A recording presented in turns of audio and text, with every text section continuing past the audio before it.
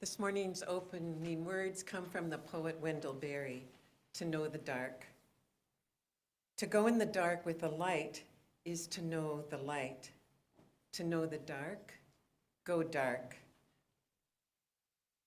And find that the dark too blooms and sings and is traveled by dark feet and dark wings.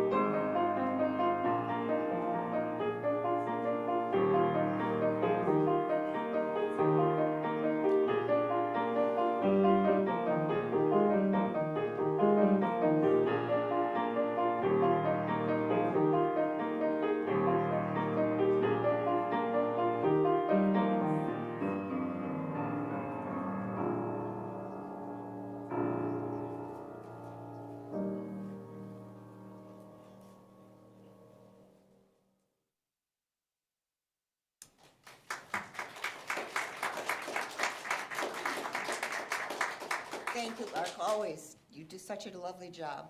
Good morning. My name is Holly Bruce, and I serve this congregation at on the board here at MVUUF, and I'm also the chair of the Endowment Committee, just in case any of you want to know. It's a good morning to be together. When winter's darkness spreads across the land and cold seeps through our thickest coats, we hurry here, drawn by the warmth of faces familiar and new to the welcoming walls of this fellowship. Here, we open ourselves to new understandings, reassurance, and hope, for this is a place where love, truth, and challenge meet. If you are visiting us for the first time or are early in your journey with us, we invite you to fill out a visitor form in the entry lobby and take home a green visitor packet, which will help you learn more about us and upcoming events and programs. Folks on Zoom and YouTube can find a link to the visitor form in the chat, and you will find our newsletter on our website. This morning's worship team includes the ever lovely Richard Duffin on tech. The blue team is on hospitality. The lovely Maureen Murphy is our worship associate. Nicole Collins is our ever popular director of music ministries. Our hymn leaders today are Marissa, Ken, and Jody, and the lovely Lark Lewis on piano.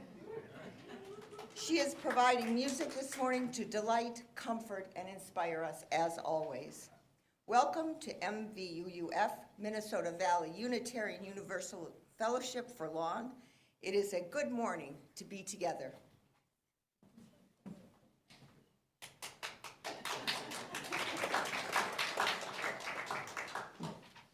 Please join me in this morning's chalice lighting. We kindle a small flame in the dark of the year, remembering the promise of life abundant, of possible peace. We pause on this winter solstice to tell the stories, to sing the songs, and to bring more light into the world.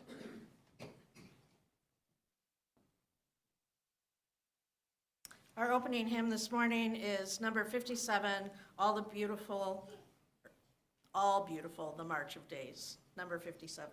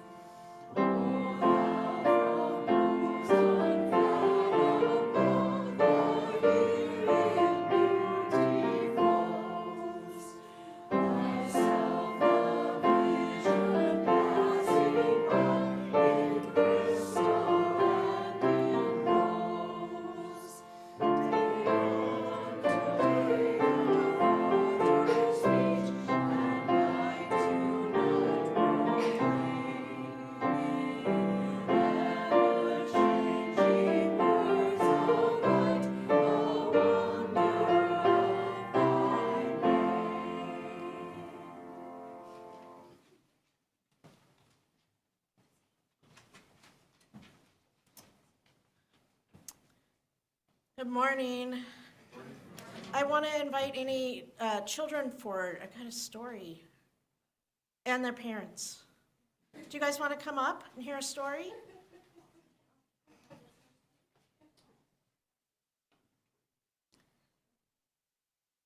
You'll be able to see it better up here. It'll be on the screen. You can sit here, or you can even sit in these chairs right here, because the story's going to be up on the screen. I'm going to go on the microphone so people can hear me. Good morning. Do we have twins here? Do we have twins here? No, close though. Irish twin. Irish twins, yes. Okay, so I've got a story this morning, and it's about winter, because did you know that yesterday was the first day of winter? Right? And we got some snow. And so before we started the story, I was wondering if there are things, what are the things that you like about winter? Are there things you like to do in the snow? What do you like?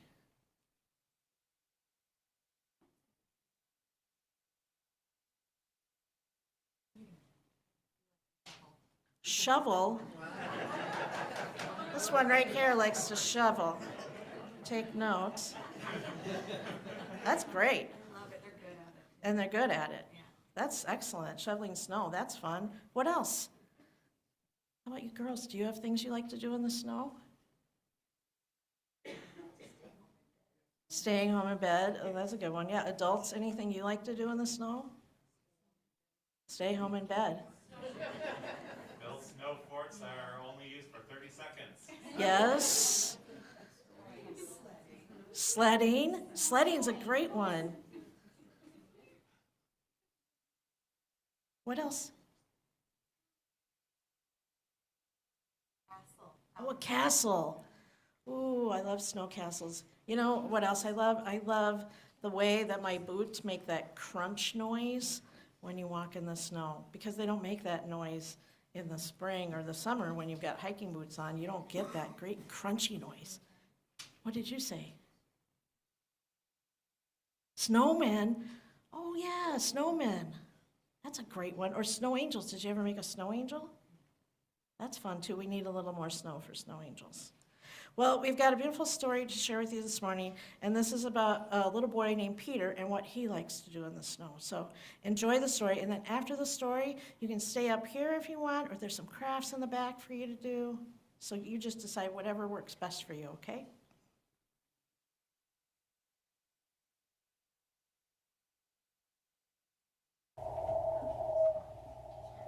A Snowy Day by Ezra Jack Keats, an animated storybook.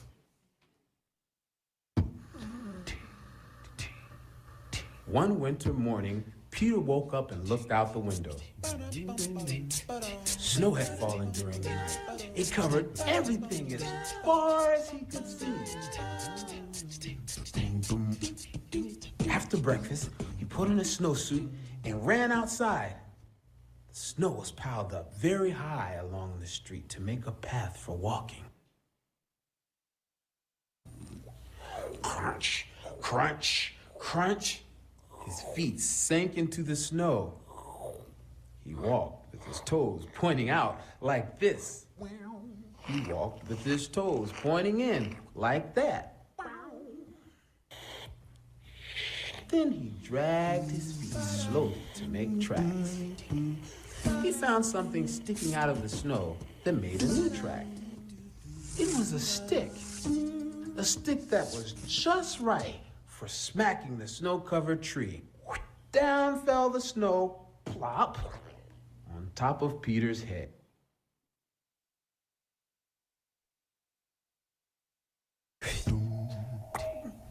He thought it would be fun to join the big boys in their snowball fight, but he knew he wasn't old enough.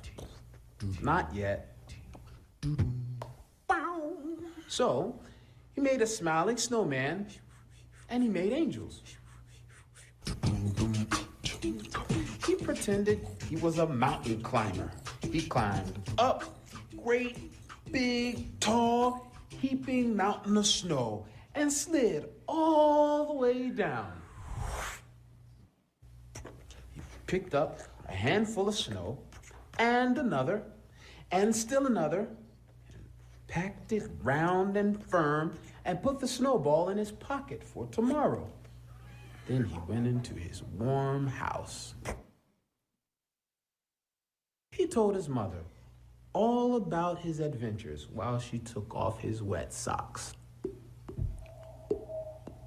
And he thought, and thought, and thought about them. Before he got into bed, he looked in his pocket. His pocket was empty.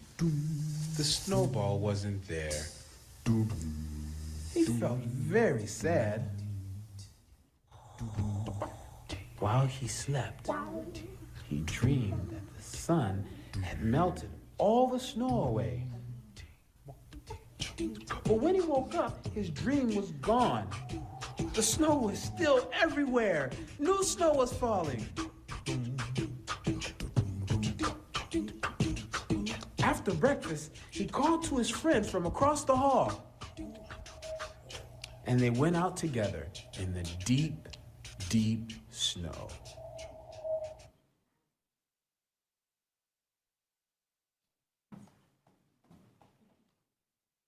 Did you like it? It was a pretty good story. I liked it. Did you like it? I thought it was pretty good. There's some snowflakes you all can make in the back, on the table back there if you want, or you can go wherever makes you comfortable.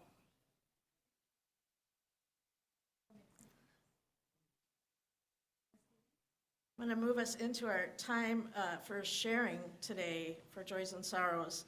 Each week we set aside a few moments to lift up the joys and sorrows of the congregation. I want to, before we start sharing, I just want to lift up that this can be an especially hard time of year for a lot of folks. So make sure that you're reaching out to friends and family, acquaintances or coworkers that you know might be having an especially rough time. If you've got an empty space at your party or table, please extend invitations to folks. And if you're one of those folks that has a hard time, let yourself be reached out to when those invitations come. And reach out to others if you're able. If you're feeling sad, you can call a friend, you can call me. Just, it's a tough time of year, so let's all do what we can to help each other get through it for those that have a tough time. We do share joys and sorrows here on the microphone, so if you're here in person, you can raise your hand, and the usher will come around with a microphone. If you're on Zoom, you can write things in the chat, and we'll share them here, and folks on YouTube, you can share with each other in the comment section. Who has something to share today?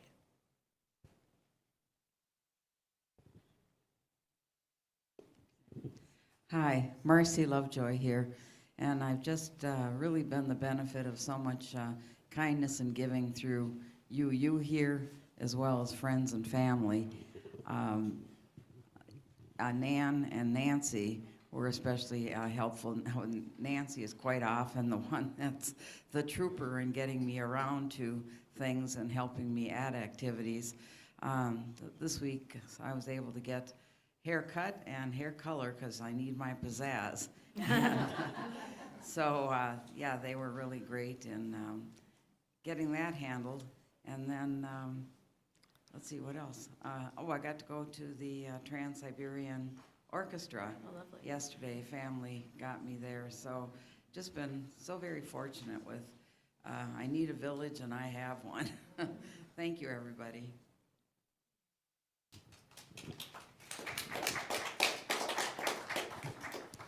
Hi, my name's Marissa.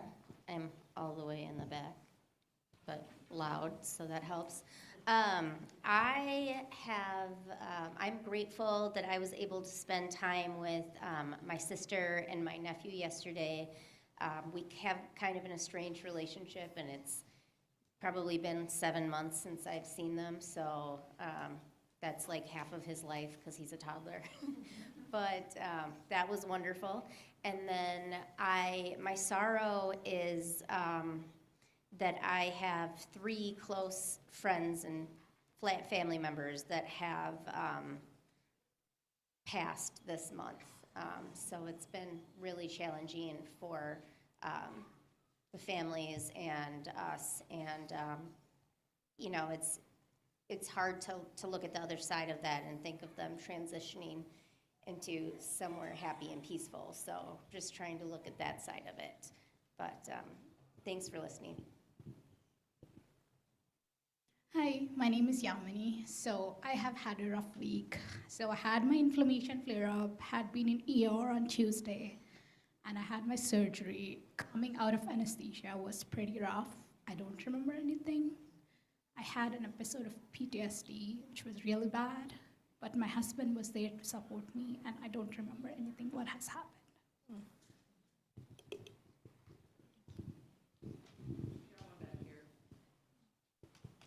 Hi, my name is Laura. Many of you know my daughter Sadie, and she has a great joy that her robotics team has been working really hard all season from fall and winter, and they did really, really well in their tournament, and they're advancing on to the sectional tournament. Great. Good job, Sadie. Sarah Collins. So I truly do believe in the separation of church and state, but the irony is this congregation got me involved in You the Vote, which got me involved in Indivisible. So I've been learning little actions I could do every week, and I just want to extend an open invitation. Like after service, any week, you can ask me about them, and we can talk about them if you want. Yeah, open invitation. And it's been a great joy that I've been on this journey thanks to this congregation. Thank you. Thanks, Sarah. I have a couple of joys too. So yesterday, Emily and I, it was our wedding anniversary. It's also the solstice. We went to a really great solstice event over at Richfield Nature Center with drumming. It was really cool and lovely, and we had dinner last night. It was lovely. So I'm grateful for those experiences and a day of loveliness with my wife. And then the other joy, the bazaar last week. How many of you went to the bazaar? I mean, that was pretty cool, right? We sold 45 boxes of cookies. So that's a joy. And we raised like $2,500, somewhere around there. But we can still raise some more. So here's the concern part of that. Not really a concern. Maybe it's a joy. There's still some things left. And so there's some jewelry and crafty things back there. There's some more crafty things on the table up here by the door. And then there's the book sale over there. Great last-minute Christmas gifts if you need them. Also, with the books, you might even consider buying one of those books and donating it to our library. I think we'll keep that stuff up this week and next week. How do you pay for this, you ask? I am not going to be out there for you, and I didn't ask for any volunteers. So we're just asking you to be on your honor. There's the loose change jars over there. If you have cash to pay, put that in, and otherwise there's a QR code that'll take you right to the donate part of our website, and you can pay for whatever it is there. And in the notes, when you go to that QR, just say that for the bazaar, and that would be great if we can still sell some of this stuff. So, and a huge thanks, of course, to all of the volunteers and everybody who donated cookies and treats and crafts. You really helped to make a great event. So hooray for us for the bazaar. So do we have anybody else to share today? Oh, Lark. Yeah, I have two joys and a concern. I'll start with the concern so I can end with the joys. The concern is everybody here has been, kept abreast of Gracie's running career, and it appears that she has a stress fracture in her foot. So she's in an air cast for the next 4 weeks, which will not be necessarily fun for everybody around Gracie, but she's making the best of it. So that's the concern. We'll take wishes for a speedy recovery and no lost time on her improvement. The two joys, the first is my son Gabe is here today, and I'll say that I told him, because he's in college, and I said, I realized because I had told him he didn't have to get me Christmas presents while they were in college. But I said, but you know, the gift you could give me is to come to church with me one time. Because most people don't even know that you exist. So he accepted the invitation, and here he is today. And it's a delight for me, so thank you, Gabe. My second joy is yesterday was solstice, and also happy anniversary, Laura. And Chris and I had the privilege and joy of having all 4 of our kids together for solstice. And it was such fun. We played games and had pizza, and we both said it was so stimulating for us, we couldn't sleep last night. Wow. So, yeah, that's my joy. Thank you for listening.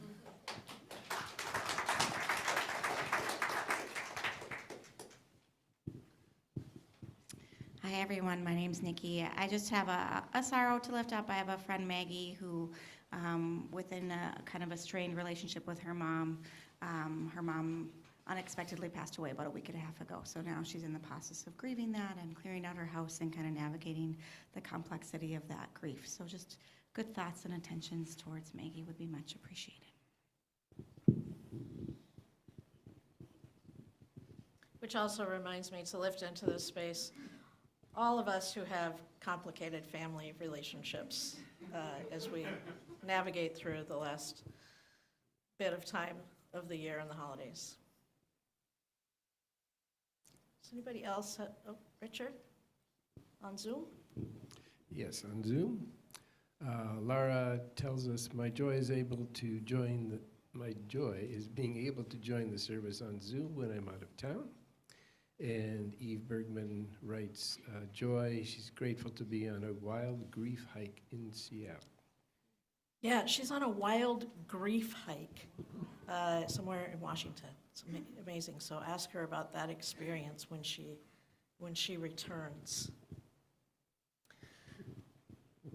We lift all of these spoken joys and sorrows. Oh, did I miss something? Oh.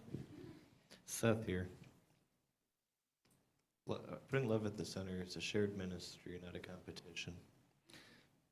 It's really easy to love people that love us, but the measure of love is loving those who are not giving it back. And in that ministry, we expand our ministry.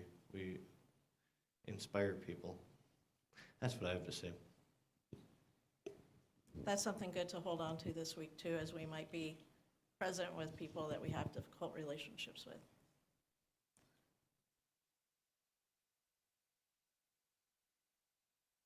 Was there one more, Richard, or you're just handling microphones? Okay. We lift all of this into this space along with the joys and sorrows and concerns and gratitude that remain in our hearts. And I'll ask you all to join in our sung response.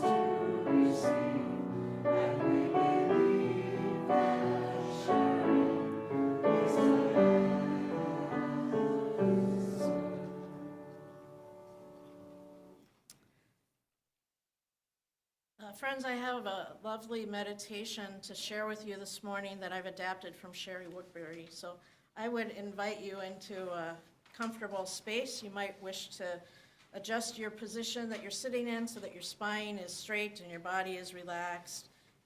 You might rest your hands gently on your lap. You may want to close your eyes to shut out distractions of light. And let us take a few slow, deep breaths.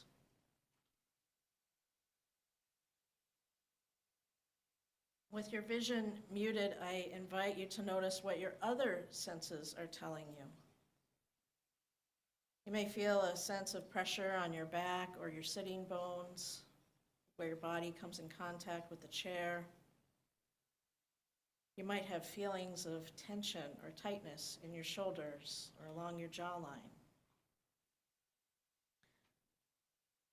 As you breathe in and breathe out, try to release any areas of tension that you notice.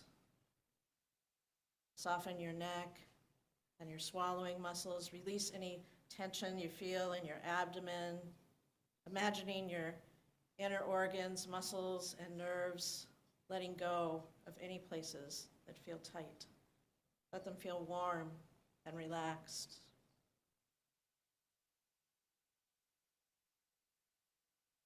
Let your relaxation deepen with each breath. Inhale, exhale. Whatever sensations do come, such as tingling in a muscle or a ticklish feeling on your skin, just acknowledge it in silence without judgment. And then let's turn our attention to the sounds around us. What do you notice? You may hear your own breathing or a growling stomach. You might hear a neighbor shifting, maybe a car passing by, maybe the sound of children.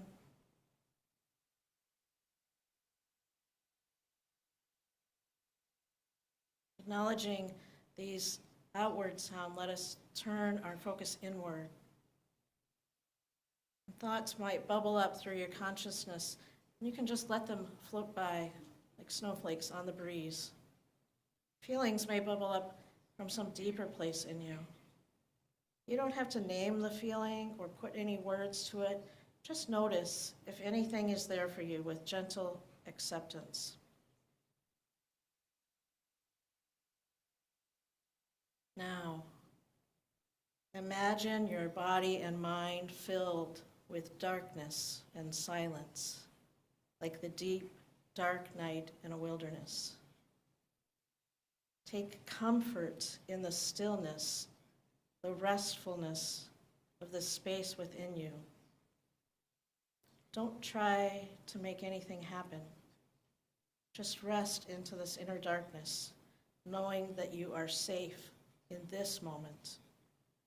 You can simply be and breathe in and breathe out.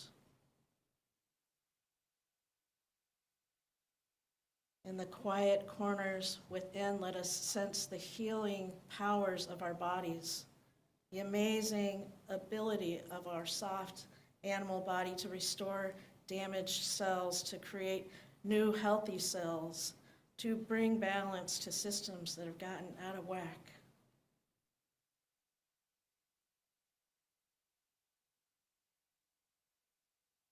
Let us acknowledge, too, the creative power of our mind and our hearts. From the mysterious inner regions come all poetry, all music. From the inner darkness emerges all sculpture and dance, all the art and cultures that are the heritage of our humanity, even consciousness itself. The great unsolved mystery of science resides in a deep, unknown part of ourselves. Continue to be with your breath in a still, quiet mood as you rest for just a moment longer in this darkness.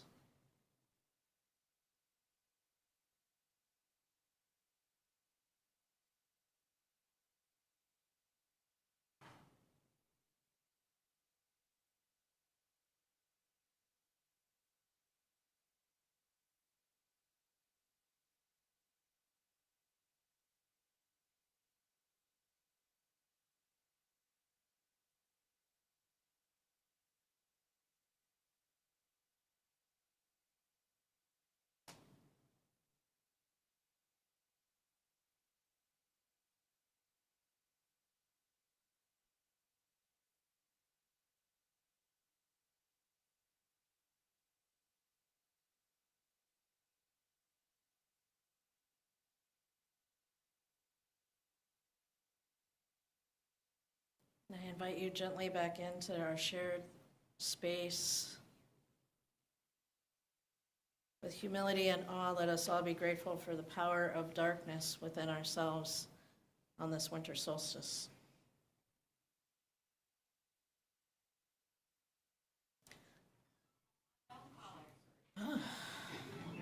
Must be the spirit coming in. Spirit of winter solstice. Did you hear that? It's coming. Moving back into this space, our shared space, just a couple of announcements before we move on. The Social Action Team is hosting a climate revival. That's going to be next month, January 11th and 12th. So the whole weekend there'll be some kind of like workshops, I would say, discussion areas on Saturday for people to learn some things together, and then Sunday a service, and then after that time where we'll come together and plot what kinds of climate action things we want to work on as a congregation next year. So this is a great opportunity for you to all get involved and help us figure out where we want to go next with climate justice in the congregation. The Social Action Committee is asking you to please sign up for this because there will be a lunch provided on Saturday and we need to know how many folks are coming. Also, this is a family-friendly event. There's childcare provided for the young kids, but the older kids probably want to get engaged in some of the conversations. This is their future, and they probably have some really good ideas about things that we want to do. And certainly, younger members of the congregation can help us implement things that we might be doing around the congregation as well. So please consider signing up as a family. There'll be a sign-up table for that downstairs after the service today. I also want to point out that Tuesday is Christmas Eve, and we'll be holding our annual Christmas Eve service at 5 p.m. That's a simple service of stories and songs. If you are around and don't have plans that time of the evening, we invite you to join us. We usually have a lot of guests, so feel free to bring any out-of-town guests or friends or family that you might have. Final service of the year is next Sunday. The Richfield Brass Band will be ringing out the year again like they did last year. This is a great concert, a great joyous occasion, so please come to that. And finally, I just want to mention that staff have the time off between Christmas Day and New Year's Day. This is kind of a holiday mid-year break for us. So please be aware of this if you're emailing us and sending us messages that we may not get back to you. I, however, will be available for pastoral care. If you have a pastoral care issue that's urgent, I would recommend that you call me or text me, because if you email me, I might not be checking my email as often next week. So please, and if I don't answer within a couple of hours, try again in case I missed the notification. So. When we come to the time in our service for our offering, this month we're supporting Oasis for Youth, which is right down the road. They help at-risk youth who are at risk of being homeless or who are experiencing homelessness or insecure housing. This is a great organization that we love to support every year. So I invite you to be generous. Will the ushers please come forward to take the offering?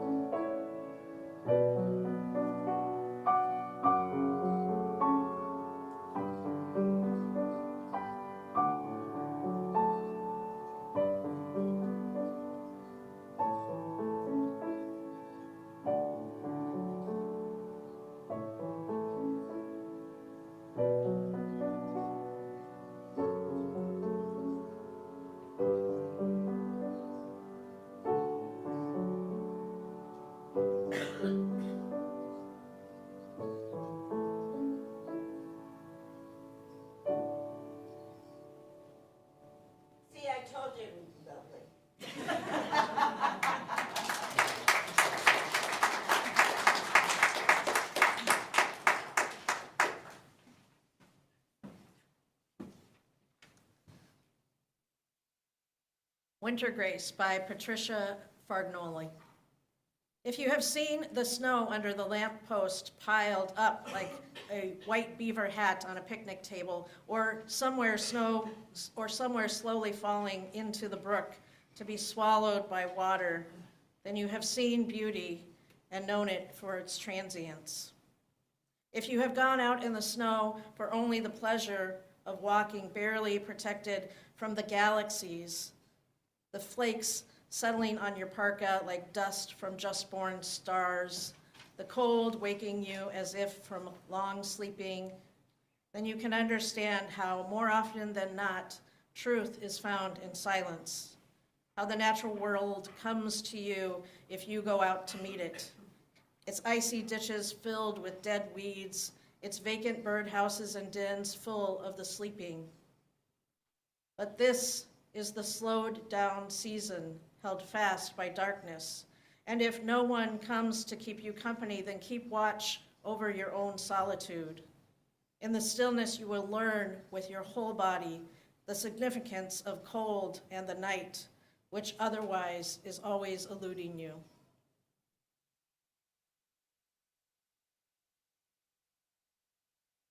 So we often like to think of our lives like the seasons. Spring represents our youth. It's a time of beginnings and learning and excitement and potential. Time for tremendous change and growth. We are like that sprout pushing through the soil, certain that sunshine and beauty will be everywhere in the world waiting for us. Life is brilliant. We marvel at each new thing we discover. We are held in beauty and wonder and the unfurling truth of what it means to love and be loved. Ah, youth. Then summer comes, our adulthood, when we are at our most vital, when our peak energy reaches its highest level. Our achievements are plentiful. We fall in love, we start families, careers. Our work days are long, we build households, we create networks of support, we take risks, we sometimes fail, and we sometimes flourish, but we always keep growing from it in some way, and this is a very busy time in our lives. Autumn is our midlife, time for reflection and harvesting the fruits of our labor. The pace of our lives is more moderate. Our bodies are preparing us for the next phase, and oh, do they let us know. Some days more than others as our joints begin to stiffen and our minds do sometimes forget.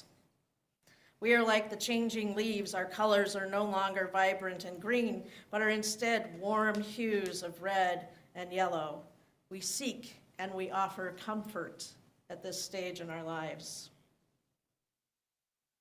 Winter then comes and it represents rest and slowing down. Our leaves and fruit are gone. We still stand, though, as a silhouette of wisdom gained through seasons of experiences. The brilliant and long days of yore are gone. We are held in darkness, and the world is much quieter. A snowy blanket of hush covers our landscape. All that's very poetic and true. But as is often the case, it's not the full truth.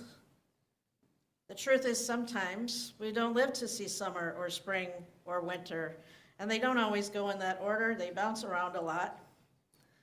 The truth is that not every seed sprouts, and when they do, not every sprout survives.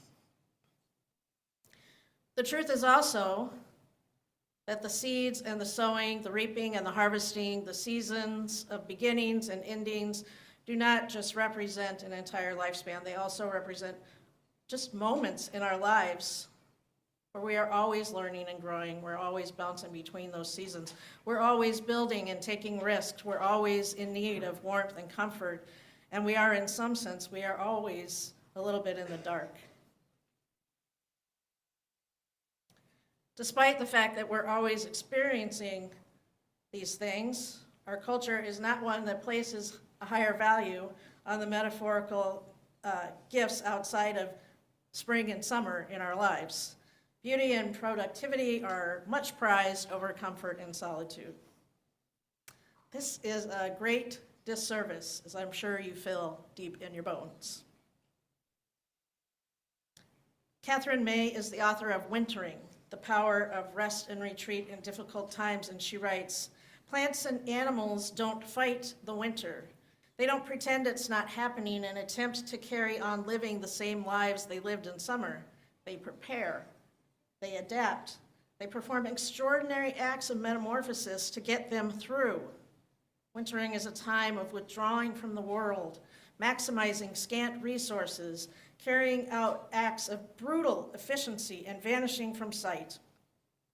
But that's where transformation occurs. Winter is not the death of the life cycle, but its crucible." End quote.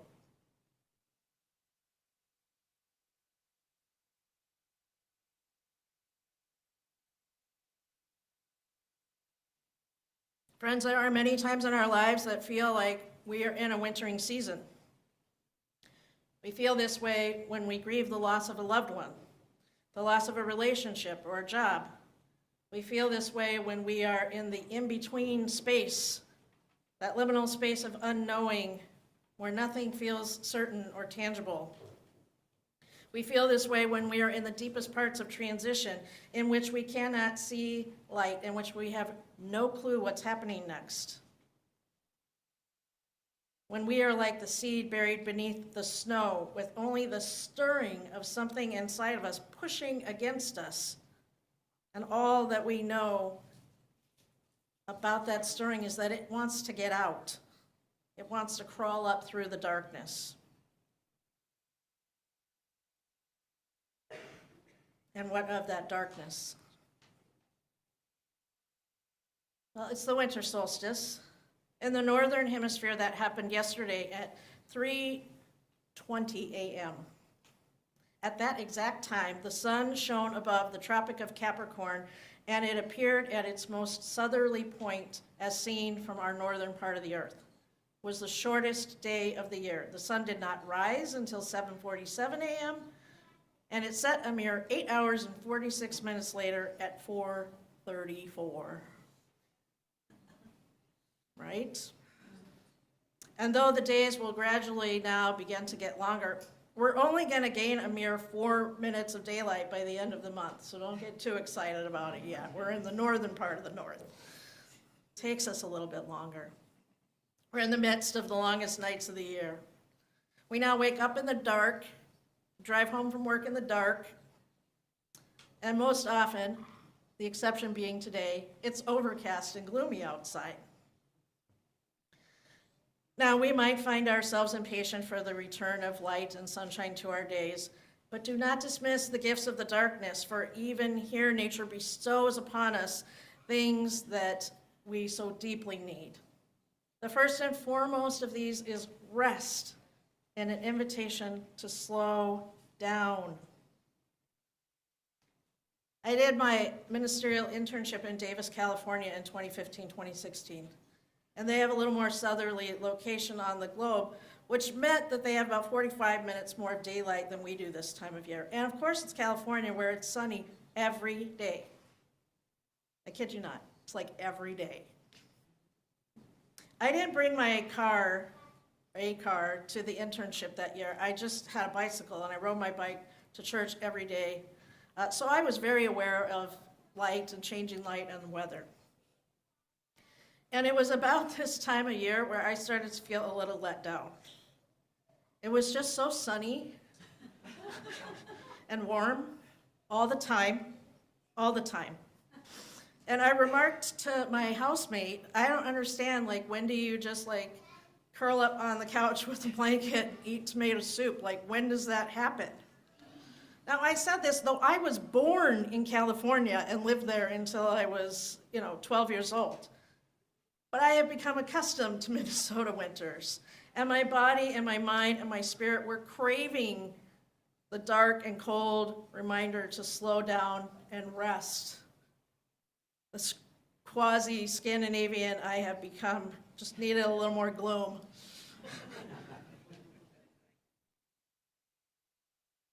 Scandinavians. The UN for the last 10 years has released a report of the happiest nations on earth. Guess what? We ranked 23rd. Guess who the top 4 are? Finland, Denmark, Iceland, and Sweden. These nations have some of the highest tax rates in the world, just in case you don't know. And I don't know if you've ever been there this time of year, but it is dark. And when it's not dark, it is gloomy and kind of miserable, the weather, right, this time of year. So how can these be the happiest people on earth? Well, for starters, those tax dollars pay for some excellent social services and support systems, including universal health care, so that helps. But these folks also know how to embrace the darkness, right? They know what the gifts are in the darkness and in the gloom and what winter has to offer them. So these are the folks that invented and celebrate this concept that's known as hygge, which is, you've probably seen it spelled H-Y-G-G-E, but it's pronounced hygge, which is a fun word, hygge. It's a Danish word that describes the Scandinavian concept of finding contentment and joy in the simple things of life, especially during the winter months. So this time of year they look forward to because they can engage in hygge. And here are some of the ways that they do this. They relax, right? They make time to be with loved ones and slow down. They give themselves permission to hibernate. They catch up on sleep and reading and connecting with family. They create cozy spaces with pillows and blankets, lots of them, everywhere. They treasure putting on a cozy, warm sweater, even if it's old, it's beloved, and they just want to be cozy. They make wonderful self-care spa experiences for themselves, taking long, hot baths, going into the sauna. There's a big focus on taking care of their bodies. They enjoy the darkness and light candles everywhere. Candles are, like the market for candles this time of year in Scandinavia is huge. They turn the lights off. There's candles everywhere in their homes. They have movie nights, game nights, and invite their friends over. And they love warm, wonderful treats. They make soup. There's lots of cookies. There's lots of hot chocolate and tea being shared this time of year. They love nothing better than to sit with a friend and enjoy a cup of something warm under that blanket. So here's the magic, that when we're going through the dark wintering moments of our lives, these are the very same spaces that can offer us rest and healing. Yes, the days are dark, but that's the invitation. Take space for rest. Reach out and keep company with the ones that you love. Conversation and tea. Doesn't that sound lovely? When was the last time you let yourself have conversation and tea with somebody, with maybe somebody you haven't seen in a while?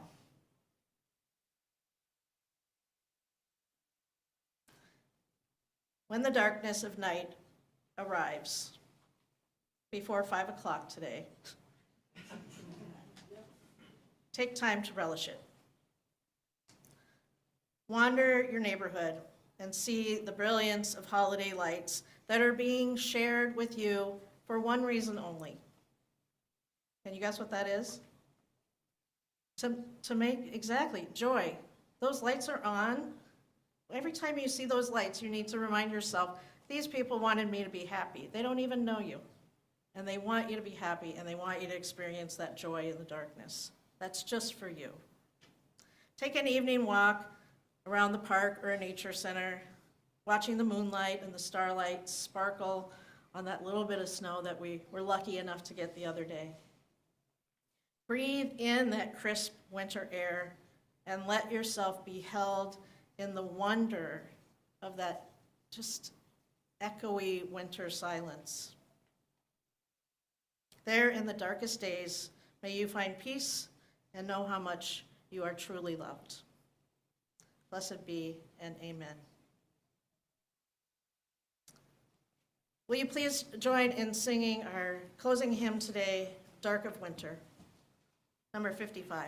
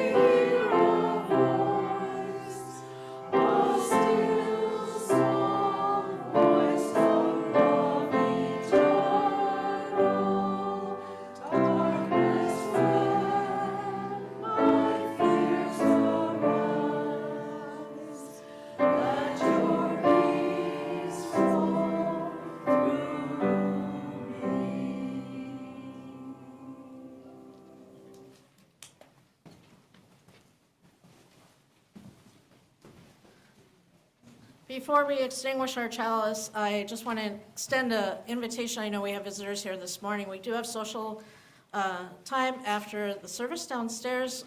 We invite you to please join us for some refreshments and coffee. It's a great way to get to know who we are by just talking to some of the folks that are here. Will you all please join me in the words for extinguishing our chalice?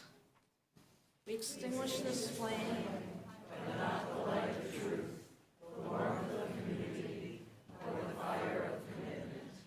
These we carry in our hearts until we are together again.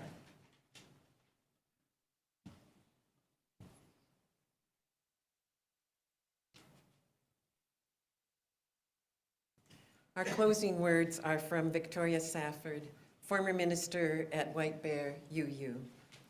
The moment of magic. Now is the moment of magic when the whole round earth turns again toward the sun. And here's a blessing. The days will be longer and brighter now, even before the winter settles in to chill us. Now is the moment of magic when people beaten down and broken with nothing left but misery and candles and their own clear voices kindle tiny lights and whisper secret music. And here's a blessing.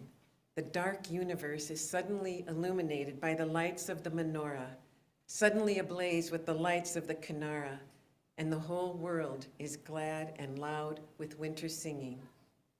Now is the moment of magic, when an eastern star beckons the ignorant toward an unknown goal. And here's a blessing. They find nothing in the end but an ordinary baby born at midnight, born in poverty.